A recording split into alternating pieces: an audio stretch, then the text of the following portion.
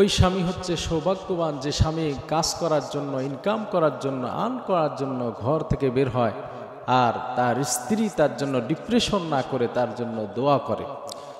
রব্বুল আলামিন এজন্য কোরআন কারীমের ভিতরে দোয়া দিলেন। রব্বুল আলামিন এজন্য এত সুন্দর আয়াত নাযিল করে তিনি দোয়া শিখিয়ে দিলেন আমাদেরকে।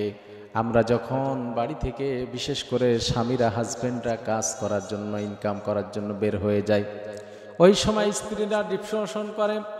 আবার স্ত্রী যখন বাড়ি থেকে বের হয়, স্বামীরা ডিপ্রেশনে পড়ে যায়, টেনশনে পড়ে যায়।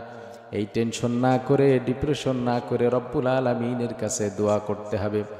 রব্বুল আলামিন এজন্য দোয়া শিখে দিলেন, ওয়াল্লাযীনা ইয়াকুলুনা রব্বানা হাব লানা মিন আজওয়াজিনা ওয়া যুররিয়্যাতিনা কুররাতা আ'য়ুনিন ওয়াজআলনা লিল মুত্তাকিনা ইমামা।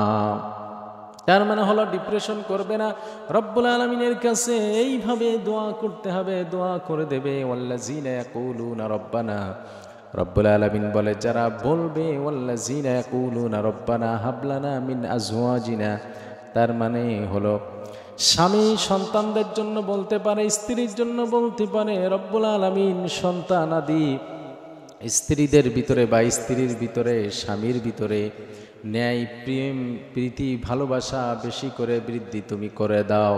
স্ত্রী স্বামীর জন্য এইভাবে দোয়া করতে পারে, বলতে পারে ওয়াল্লাযীনা ইয়াকুলুনা রব্বানা হাব লানা মিন আজওয়াজিনা যুররিয়্যাতিনা কুররাতা আ'ইউনিন ওয়াজআলনা লিল মুত্তাকিনা ইমামা। এইভাবে দোয়া করতে পারে রব্বুল আলামিনের কাছে। স্ত্রী ডিপ্রেশন না করে যদি দোয়া করতে পারে, ওই স্ত্রী হয়ে যাবে স্বামীর জন্য সবচাইতে উত্তম স্ত্রী, এবং ওই স্বামী হয়ে যাবে ধন্য। ওই স্বামী কাজ করবে, ইনকাম করবে, ব্যবসা করবে, বাণিজ্য করবে, তার ভিতরে স্বামী যখন স্বামীর জন্য স্ত্রী, স্ত্রীর জন্য স্বামী, সন্তানের জন্য যখন বাপ, আবার সন্তানাদির জন্য যখন স্ত্রী বা মাই এইভাবে দোয়া করবে, রব্বুল আলামিন তখন তাদের উভয়ের প্রতি শান্তি বর্ষিত করে দেয়, বিপদ আপদ মুক্ত করে দেবেন, শান্তি বর্ষিত করে দেবেন, ইনকাম সোর্স বৃদ্ধি করবেন। স্বামী তখন ধন্য হয়ে যাবে।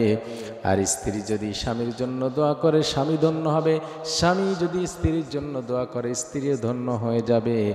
আবার সন্তানাদির জন্য বাবা মা যদি দোয়া করে, সন্তানাদিও ধন্য হয়ে যায়।